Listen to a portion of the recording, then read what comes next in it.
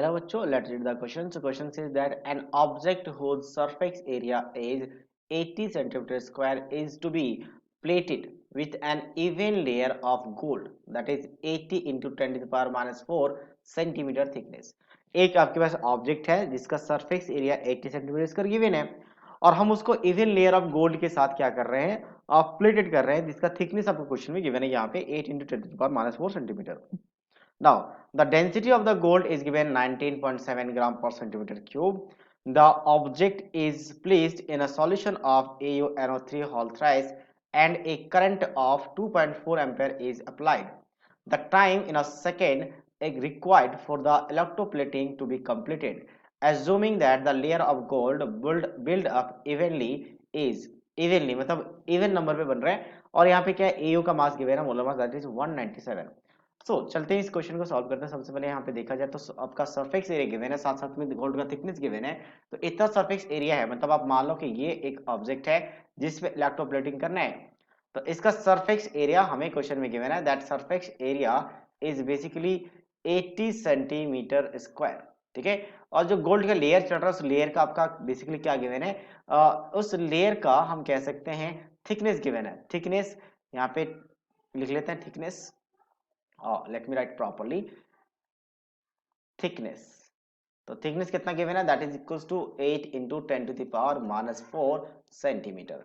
Now current कितना pass हो रहा है, ये सारे वैल्यू हम यहाँ पे चाहे तो लिख सकते हैं। करंट आपके पास 2.4 एम्पियर का करंट पास हो रहा है और AU का यहाँ पे जो सॉल्ट है, यहाँ से हम बात करते हैं कि ये इसका जब रिडक्शन होगा तो किस तरीके से आपके पास कंबाइन करेंगे। सो बेसिकली जब इलेक्ट्रोप्लेटिंग होगा तो बेसिकली रिडक्शन होगा। ठीक है, तो कैथोड पे आपके पास इलेक्ट्रोप्लेटिंग होगा और कैथोड पे रिडक्शन होगा। रिडक्शन किस तरीके से होगा, सो यहाँ पे AuNO3 ब्रेक हो जाता है कैसे, Au+3 में और 3 टाइम्स ऑफ NO3 नेगेटिव।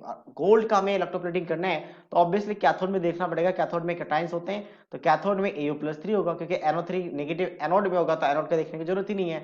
तो यहाँ पे इसका रिडक्शन हो जाएगा और रिडक्शन होके AU सॉलिड में कन्वर्ट होगा, जो आपके पास यहाँ पे इसमें इलेक्ट्रोप्लेटिंग होना स्टार्ट हो जाएगा चारों तरफ से, और चारों तरफ से यहाँ पे इकट्ठा होना स्टार्ट हो जाएगा। तो यहाँ से हम एन फैक्टर देख सकते हैं कि AU का एन फैक्टर कितना है। AU का एन फैक्टर की बात करें तो चेंज इन ऑक्सीडेशन स्टेट 3 है तो एन फैक्टर भी 3 है। तो इसमें सिंपल से कॉन्सेप्ट लगा सकते हैं, इक्विवेलेंट का फॉर्मूला ही लिख के आ जाएगा, इक्विवेलेंट ऑफ AU। तो इक्विवेलेंट का फॉर्मूला होता है number of moles into n factor. ठीक है, और यहाँ की बात करें एक और होता है इलेक्ट्रोकेमिस्ट्री में, चार्ज अपॉन फैराडे। और चार्ज क्या होता है, I यानी करंट इनटू टाइम, जो आई करंट यहाँ पे गिवन है, डिवाइडेड बाय फैराडे। फैराडे होता है 96500। मोल्स निकले क्या होता है, given mass upon molar mass, लेकिन मास गिवन नहीं है। तो मास गिवन है तो डेंसिटी का यूज कर सकते हैं। डेंसिटी कितना 9.7 है ग्राम पर सेंटीमीटर क्यूब। तो अगर मैं इसको वॉल्यूम से मल्टीप्लाई कर दूं डेंसिटी में, क्योंकि आपका क्या होता है मास अपॉन वॉल्यूम, तो वॉल्यूम से मल्टीप्लाई कर दो डेंसिटी में तो वो मास आ जाएगा और मास को मोलर मास से डिवाइड करेंगे तो नंबर ऑफ मोल्स आ जाएगा। तो बेसिकली हमें क्या करना पड़ेगा, डेंसिटी में वॉल्यूम मल्टीप्लाई करना पड़ेगा। तो वॉल्यूम कैसे आएगा, तो सरफेस एरिया पता है, उसमें अगर मैं ये थिकनेस मल्टीप्लाई कर दूं, गोल्ड का जो थिकनेस चल रहा है, तो वॉल्यूम पता चल जाएगा पूरा कितना वॉल्यूम है। तो सरफेस एरिया 80 है और वो भी सेंटीमीटर स्क्वायर, और ये आपका 8 into 10 to the power minus 4 है। तो सेंटीमीटर सेंटीमीटर इंटू सेंटीमीटर, इसका सेंटीमीटर क्यूब बन गया, इसका सेंटीमीटर क्यूब के साथ कैंसिल, तो सिर्फ मास बचा हुआ ग्राम में। ठीक है, और उस मास को अगर मैं मोलर मास से मल्टीप्लाई डिवाइड कर दूं, AO का कितना 197, तो नंबर ऑफ मोल्स आ जाएगा। और इसको एन फैक्टर कितना निकाला हम लोगों ने 3 निकाला, और ये आपके पास कितना है 2.4 है। ठीक है, और टाइम निकालना सेकंड में तो सेकंड में ही टाइम निकलता है डायरेक्टली, ऐसा यूनिट है।